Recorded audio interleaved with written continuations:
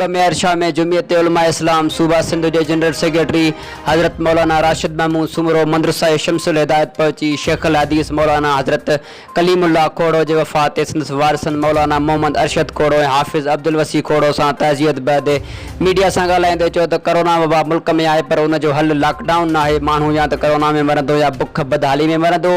Corona वबा जे ख़ात्मे लाइ हुकूमत घुर्जे त SOPs ते अमल करायो वञे, वैक्सीनेशन सेंटर क़ाइमु कया वञनि। हिन वधीक चयो त वफ़ाक़ी हुकूमत पेट्रोल जी क़ीमतुनि में इज़ाफ़े बैदि मुल्क जे अंदरि मुआशी तबाहकारियूं पखिड़े रही आहे। वफ़ाक़ी हुकूमत जे अहिड़े अमल जे सख़्त लफ़्ज़नि में मज़म्मत कयूं था।